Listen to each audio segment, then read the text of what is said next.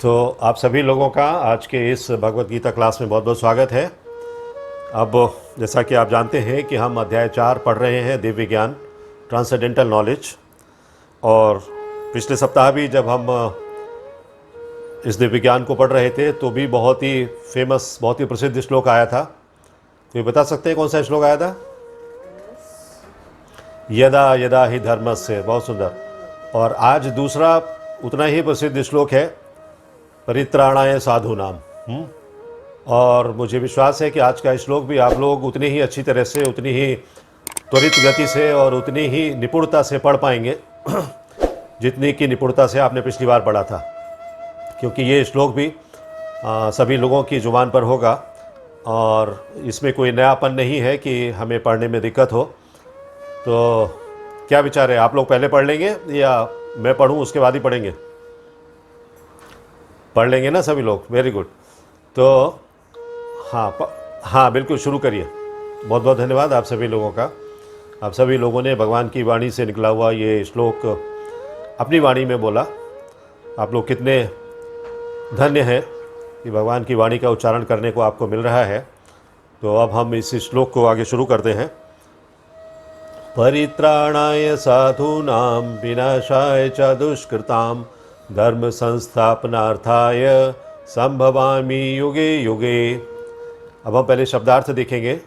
परित्राणाय,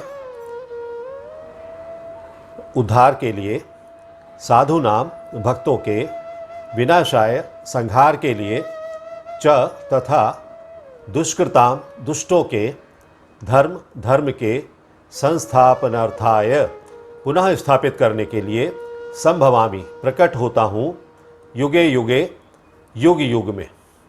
तो भगवान यहाँ बता रहे हैं, अर्जुन ने चूँकि पूछा था कि आपने क्यों अवतार लिया है, आपके अवतार लेने का कारण क्या है, तब उन्होंने बताया था, पिछले श्लोक में बताया और इस श्लोक में उसे और स्पष्ट किया कि भक्तों का उद्धार करने के लिए और दुष्टों का विनाश करने के लिए। और तीसरा काम क्या है? धर्म की फिर से स्थापना करने के लिए। धर्म पहले था लेकिन बाद में असुरों ने उसे अधर्म कर दिया, नष्ट कर दिया। तो धर्म की फिर से स्थापना करने के लिए मैं हर युग में प्रकट होता हूं। जो चारों युग हैं उन चारों की बात कही है उन्होंने कि मैं हर युग में प्रकट होता हूं। सतयुग हो, द्वापर युग हो, त्रेता युग हो या कलयुग हो, हर एक युग में प्रकट होता हूं। क्योंकि जब जब अधर्म की वृद्धि होती है, धर्म की हानि होती है, तो भगवान अवतार लेते हैं। भावार्थ में हमने ये समझा, श्रील प्रभुपाद ने जो हमें समझाने का प्रयास किया है और भगवान ने जो संदेश दिया है, इसको हमने ये जाना कि भगवान का अवतार कब कब होता है और किस लिए होता है। यहाँ पर 3 कारण बताए गए: भक्तों का उद्धार करना, दुष्टों का विनाश करना और धर्म की फिर से स्थापना करना। आप कह सकते हैं कि एक बार अगर निगेटिविटी खत्म हो गई तो पॉजिटिविटी अपने आप ही आ जाएगी।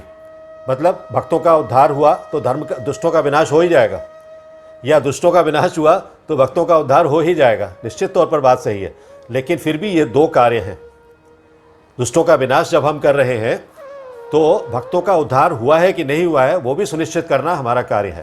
तो भगवान यहाँ इसीलिए स्पष्ट तौर पर बता रहे हैं कि दुष्टों का विनाश करने के लिए और भक्तों का उद्धार करने के लिए, और फिर जब ये दोनों काम हो जाएंगे तो धर्म की पुनर्स्थापना करने के लिए मैं हर युग में अवतार कर लेता हूँ या प्रकट होता हूँ। अब इसका तात्पर्य देखेंगे। श्रील प्रभुपाद ने तात्पर्य में क्या कहा है। परपर्ट बाई हिज डिवाइन ग्रेस ऐसी भक्ति वेदांत स्वामी श्रील प्रभुपाद की जय। भगवत गीता के अनुसार साधु या पवित्र पुरुष कृष्ण भावना भावित व्यक्ति है। जिस तरह से ये श्लोक आप लोगों के लिए, सबके लिए बहुत आसान था, इसी तरह से इसका तात्पर्य भी समझने के लिए बहुत आसान है, कोई कठिनता नहीं है इसमें। भगवत गीता के अनुसार साधु कृष्ण भावना भावित व्यक्ति है। मतलब जो कृष्ण भावना में लीन है जो लोग, वो साधु कहे जा सकते हैं, सज्जन कहे जा सकते हैं या पवित्र पुरुष कहे जा सकते हैं। अधार्मिक लगने वाले व्यक्ति में यदि पूर्ण कृष्ण चेतना हो, जो अधार्मिक लग रहा हो नहीं लेकिन लग रहा हो, लेकिन उसकी चेतना कृष्ण भावनामृत की हो, तो उसे भी साधु समझना चाहिए। श्रील प्रभुपाद बता रहे हैं कि उसको भी साधु समझना है। दुष्कृताम उन व्यक्तियों के लिए आया है जो कृष्ण भावनामृत की परवाह नहीं करते, जो भगवान की चिंता नहीं करते, अपने इंद्रियों के वश में हैं, वो अपनी इंद्रियों की तुष्टि के लिए सारे काम करते रहते हैं, तमाम तरीके के पाप, अत्याचार, अनाचार करते हैं। वो व्यक्ति कौन है? दुष्कृताम है। उनके किए गए कार्य जो हैं वो दुष्कृति हैं। और साधु या सज्जन पुरुष के या पवित्र पुरुष के किए गए कार्य क्या हैं? सत्कृति हैं, सुकृति हैं। तो ऐसे दुष्कृताम या उपद्रवी, मूर्ख तथा अधम व्यक्ति कहलाते हैं, भले ही वे सांसारिक शिक्षा से विभूषित क्यों ना हो। मटेरियल लाइफ की, मटेरियल वर्ल्ड की अगर उन्होंने बहुत सारी हायर एजुकेशन भी ले ली है, वो एमए है, पीएचडी है, एमएससी है, बीटेक है, एमटेक है, कुछ भी है, लेकिन उनके अंदर दुष्कृति जरूर है। उपद्रवी मानव बैठा हुआ है, उनका जो मन है, मस्तिष्क है, वो मूर्खतापूर्ण बातें करता है, अधम है वो व्यक्ति। ऐसे व्यक्तियों के लिए यहाँ क्या कहा गया है कि वे दुष्कृताम हैं। उनकी मति जो है वो दुष्प्रेरित है, दूषित हो चुकी है। इसके विपरीत यदि कोई 100% कृष्ण भावनामृत में लगा रहता है, 100% कृष्ण भावनामृत में लगा है, तो वो विद्वान है। और भले ही वो सुसंस्कृत ना भी हो, विद्वान ना भी हो, वेल कल्चर्ड ना भी हो, लर्निड पर्सन ना भी हो, फिर भी वो साधु माना जाता है। मतलब साधु बनने की एक ही योग्यता है। साधु का मतलब वो दाढ़ी और जटाओं वाला साधु नहीं, सज्जन पुरुष, पवित्र पुरुष बनना, उसकी एक ही योग्यता है कि आप कृष्ण भावना भावित हो जाएं। और कृष्ण भावना भावित होने के लिए क्या करना है कि सिर्फ आप कृष्ण को समर्पण कर दें। हमने पिछले कई श्लोकों में देखा है कि अगर हम आत्मनिवेदनम कर दें भगवान के प्रति तो सब कुछ संभव है, भगवान आपके लिए हमेशा तैयार रहेंगे। तो जहाँ तक अनीश्वरवादियों का प्रश्न है, अनीश्वरवादी कौन है? जो ईश्वर को नहीं मानते हैं। ईश्वरवादी जो ईश्वर को मानते हैं, जो अनीश्वरवादी जो ईश्वर को नहीं मानते हैं, उनका प्रश्न है भगवान के लिए आवश्यक नहीं है कि वे उनके विनाश के लिए उस रूप में अवतरित हों जिस रूप में वे रावण तथा कंस का वध करने के लिए हुए थे। रावण का वध करने के लिए रामचंद्र जी आए थे और कंस का वध करने के लिए कृष्ण जी आए थे। तो ये दोनों युगों में उन्होंने अवतार लिया। अभी अवतार लिया तो यहाँ बताया जा रहा है कि ये जरूरी नहीं कि उसी रूप में आए दोबारा से, किसी भी रूप में आ सकते हैं। भगवान तो फ्री हैं, भगवान के ऊपर कोई बंधन नहीं किसी भी तरीके का, भगवान किसी भी रूप में अवतार ले सकते हैं। तो भगवान के ऐसे अनेक अनुचर हैं, या वो ना भी आए तो किसी और के लिए भेज दें, अपनी पावर्स डेजिग्नेट कर दें, डेलीगेट कर दें कि आप चले जाओ, आप ये काम करके आ जाओ। ऐसे उन्होंने बहुत से देवी देवताओं को भेजा राक्षसों का वध करने के लिए। तो ऐसे अनेक अनुचर हैं, अनुचर मतलब उनके सर्वेंट हैं, जो असुरों का संहार करने में सक्षम हैं। वो लोग भी असुरों का संहार कर सकते हैं, अनर्थ को मिटा सकते हैं, अत्याचार को समाप्त कर सकते हैं। किंतु भगवान तो अपने उन निष्काम भक्तों को तुष्ट करने के लिए विशेष रूप से अवतार लेते हैं। अभी जब कहा जाएगा जब उनके इतने अनुचर हैं तो भगवान क्यों आते हैं, भगवान को आने की जरूरत क्या है? तो यहां बताया गया इसीलिए कि उनके जो निष्काम भक्ति करने वाले भक्त हैं उनकी तुष्टि के लिए आते हैं, क्योंकि उनकी जो निष्काम भक्ति है उसका तो प्रतिफल उनको मिलना ही है, और उसका प्रतिफल उनके लिए यही है कि भगवान उनके लिए दर्शन दे दें। तो जो असुरों द्वारा निरंतर तंग किए जाते हैं वो ऐसे लोग हैं जिनको कि असुर लोग तंग करते हैं। आपने देखा होगा बहुत सारी भागवतम की कथाओं में भी कि भगवान से देवी देवता लोग जो है जाके याचना करते हैं। जब वो क्षीर सागर में लेटे हुए हैं भगवान, तो क्षीर सागर में जाने की अनुमति उनको नहीं है, वो समुद्र के किनारे खड़े रहकर भगवान की प्रार्थनाएं करते हैं। बहुत सी प्रार्थनाएं ऐसी भागवतम में दी गई हैं। इवन ब्रह्मा जी भी जाकर वहाँ पर प्रार्थना करते हैं कि भगवान ऐसा ऐसा संकट है, आप हमारा संकट दूर करिए। तो भगवान उनका संकट दूर करते हैं। तो भगवान अपने भक्तों की सेवा के लिए किसी भी रूप में आ सकते हैं। जैसे अर्जुन की सेवा के लिए वो सारथी के रूप में आ गए। तो असुर भक्त को तंग करता है, भले ही वो उसका सगा संबंधी क्यों ना हो।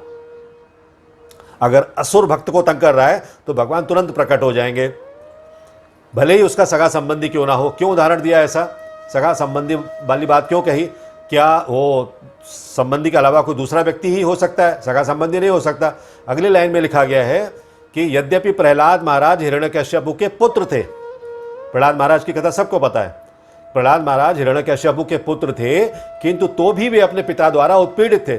उनके पिता ने कितने उनके लिए व्यवस्थाएं की मार डालने के लिए। उन्हें सांपों से भरे हुए कमरे में डाला, आग से जलाने की कोशिश की, ऊपर पहाड़ से फेंकने की कोशिश की, अग्नि में जलाने की कोशिश की प्रहलाद महाराज के लिए। लेकिन पिता थे वो, देखिए उनके पिता और पुत्र का संबंध कैसा होता है। लेकिन यहाँ पिता भी पुत्र की हत्या का कारण बनना चाहता था। लेकिन भगवान विष्णु ने उनकी रक्षा की। तो भले ही वो उनका सगा संबंधी क्यों ना हो, तो यहाँ पिता द्वारा उत्पीड़न किया जा रहा है। पिता द्वारा, चूंकि वो विष्णु की पूजा करने वाले हैं और विष्णु को हिरण्यकश्यपु नहीं मानते हैं। हिरण्यकश्यपु कहते हैं कि मैं ही भगवान हूँ, विष्णु वगैरह कुछ नहीं है। तो वो कौन सी श्रेणी में आ गए? अनीश्वरवादी। वो अनीश्वर, ईश्वर को नहीं मान रहे, वो खुद भगवान बन के बैठे हुए हैं।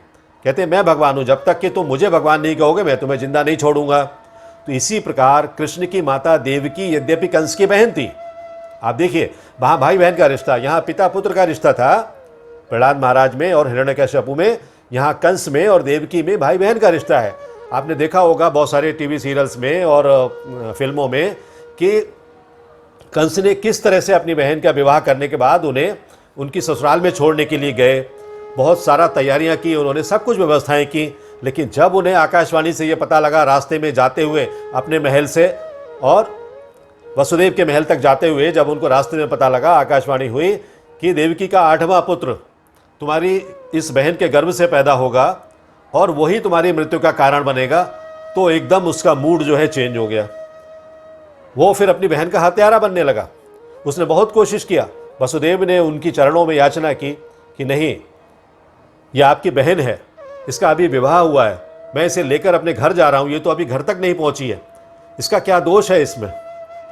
और अगर आपको इतना ही डर है तो मैं इसके सारी संतानों को आपके पास लाकर देता रहूँगा, आप उसका वध कर दीजिए।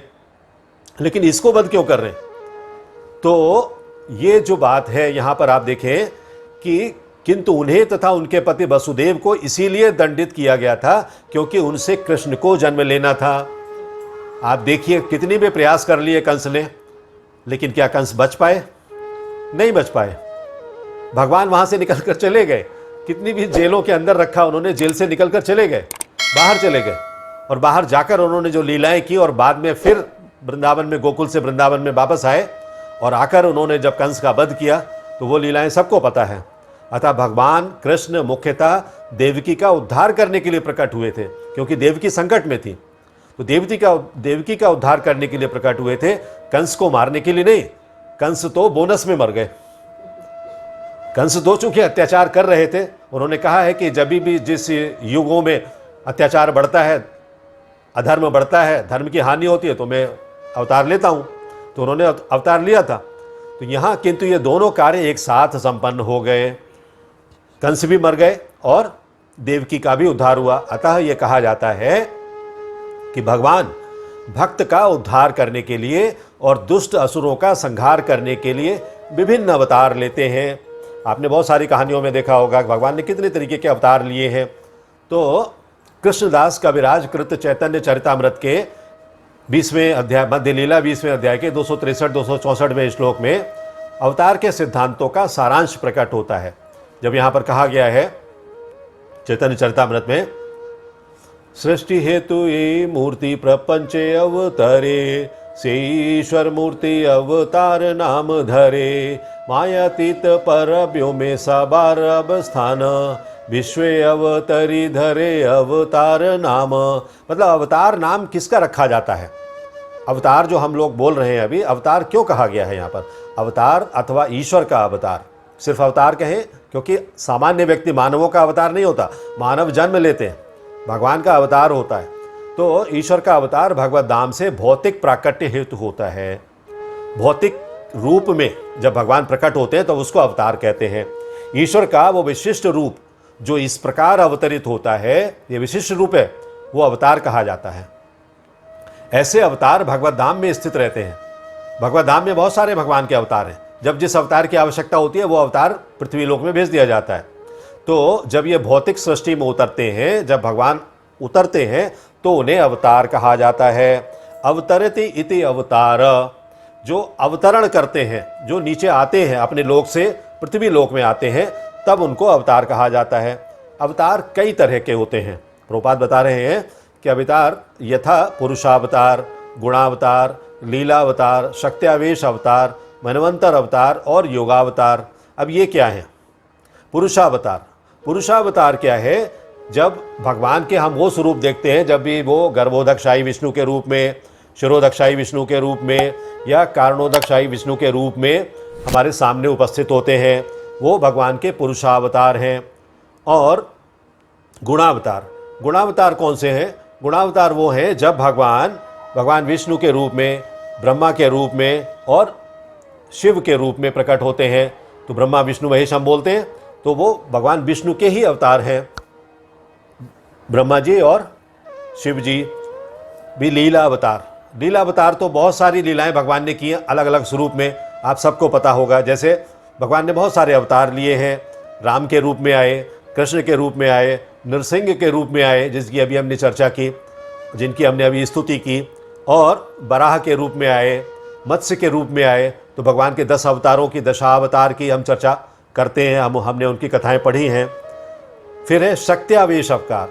ये शक्त्यावेश अवतार वो अवतार हैं भगवान के जब भगवान किसी विशिष्ट व्यक्ति को कोई विशिष्ट शक्ति देते हैं कोई विशिष्ट कार्य करने के लिए, तो वो अवतार जो है शक्त्यावेश अवतार कहा जाता है। अपनी शक्ति को उस पुरुष में छोड़ देते हैं, या कहिए कि अपनी शक्ति के साथ उसमें अवतरित हो जाते हैं, उस व्यक्ति के रूप में वो कार्य करते हैं, वो कार्य करने के लिए आते हैं, तो शक्त्यावेश अवतार होते हैं। और मनवंतर अवतार, जो मनु के बहुत सारे ये चल रहे हैं, ब्रह्मा जी के एक दिन में 14 मनु होते हैं, तो अलग अलग मनवंतर हैं। तो इस समय जो मनवंतर है तो उसमें जो मनवंतर में भगवान प्रकट होते हैं तो वो मनवंतर अवतार है। फिर युगावतार, युगावतार जो कहा गया है हर युग में भगवान जन्म लेते हैं, भगवान का अवतार होता है। तो ये जो हमने अभी बताया सतयुग में, द्वापर युग में, त्रेता युग में और कलयुग में, तो भगवान ने चारों युगों में जो अवतार लिए हैं वो युगावतार हैं। तो इस तरह से भगवान अलग अलग समय पर अलग अलग तरीके से अलग अलग स्वरूप में अपने अवतार लेते हैं। भगवान का वचन है कि वे प्रत्येक युग में अवतरित होते रहते हैं। अभी कहा ही है उन्होंने, प्रत्येक युग में मैं अवतार लेता हूँ। इससे सूचित होता है, इससे पता चलता है कि वे कलयुग में भी अवतार लेते हैं। जैसा कि श्रीमद् भागवत में कहा गया है कि कलयुग के अवतार भगवान श्री चैतन्य महाप्रभु हैं, जिन्होंने संकीर्तन आंदोलन के द्वारा कृष्ण पूजा का प्रसार किया और पूरे भारत में कृष्ण भावनामृत का विस्तार किया। पूरे भारत के विश्व भर में उन्होंने कृष्ण भावनामृत का विस्तार किया। किस तरह से? हरे कृष्ण आंदोलन से। हरे कृष्णा कृष्ण कृष्णा हरे हरे, हरे राम राम राम हरे हरे। उन्होंने ये भविष्यवाणी की कि संकीर्तन रूप में, कि संकीर्तन की ये संस्कृति सारे विश्व के नगर नगर तथा ग्राम ग्राम में फैलेगी। और आज आप देख रहे होंगे, आप इस बात के साक्षी हैं कि सभी जगह ये संकीर्तन आपको सुनने को मिल जाता है, संकीर्तन के फॉलोअर्स मिल जाते हैं। तो भगवान चैतन्य को गुप्त रूप में, किंतु प्रकट रूप में नहीं, उपनिषदों, महाभारत तथा भागवत जैसे शास्त्रों के गुह्य अंशों में वर्णित किया गया है। उनके जो फिलोसॉफिकल पार्ट्स हैं उनमें भी भगवान श्री चैतन्य महाप्रभु के अवतार का वर्णन किया गया है। भगवान कृष्ण के भक्तगण भगवान चैतन्य के संकीर्तन आंदोलन द्वारा अत्यधिक आकर्षित रहते हैं। तो भगवान कृष्ण के जो भक्त हैं, चैतन्य महाप्रभु तो भगवान के अवतार ही हैं, तो उनसे बहुत प्रभावित होते हैं, बहुत आकर्षित होते हैं। भगवान का ये अवतार किस लिए हुआ है? दुष्टों का विनाश करने के लिए नहीं हुआ, लेकिन अपनी अहेतु की कृपा, कॉजलेस मर्सी से उनका उद्धार करने के लिए हुआ है। क्योंकि आपने देखा है कि महामंत्र की जो कृपा है, महामंत्र की जो शक्ति है, वो इतनी ज़्यादा है कि अगर आप उसका पाठ ही करें, महामंत्र को पाठ ही करें, तो आपके अनर्थ दूर हो जाएंगे, और जो अनर्थ करने वाले हैं वो व्यक्ति सही हो जाएंगे, सीधे हो जाएंगे।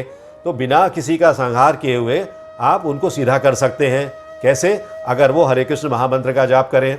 तो हरे कृष्ण महामंत्र में इतनी शक्ति है, यहाँ वही बताया गया कि भगवान चैतन्य महाप्रभु ने जो अवतार लिया है तो वो दुष्टों का विनाश करने के लिए नहीं आया, दुष्टों का सुधार करने के लिए आए, और उन्होंने तमाम सारे दुष्टों का सुधार दिया। अगर आप चैतन्य लीला में पढ़ेंगे तो आपको पता लगेगा कि काजी जो उस शहर का उस समय का कोतवाल हुआ करता था, जहाँ भगवान श्री चैतन्य महाप्रभु ने जन्म लिया था, बहुत सताता था इन लोगों के लिए, जो भक्त लोग थे। वो भी सीधा हो गया और बाद में उनके चरणों पे गिर पड़ा और उसने कहा कि नहीं, ये महाप्रभु जो कुछ करते हैं इनको करने दिया जाए, इनको अगर संकीर्तन यात्रा निकालते हैं शहर में तो निकालने दिया जाए, ये कीर्तन करते हुए जाते हैं गलियों में तो करने दिया जाए। जबकि उससे पहले बहुत रोक होती थी, मारपीट करते थे पुलिस वाले लोग, वहाँ के जो लोग थे उस समय के मुग़ल शासकों के, वो बहुत मारपीट करते थे, बहुत मारते थे भक्तों के लिए। तो ये सब चीज़ों के लिए चैतन्य महाप्रभु ने उनको सीधा कर दिया। आज भी अगर आप मायापुर में जाएंगे तो आपको पता लगेगा, मायापुर में वहाँ काजी की मज़ार है और वहाँ सारे भक्त लोग जाते हैं और वहाँ बैठ कर कीर्तन करते हैं, उनके सर पे बैठ के कीर्तन करते हैं और कम से कम 1 घंटे 2 घंटे का प्रोग्राम रखते हैं उस जगह पर जाकर। आज भी वहाँ पर पेड़ है, मज़ार है उस जगह पर जहाँ की कोड़ों से भक्तों की पिटाई हुई थी।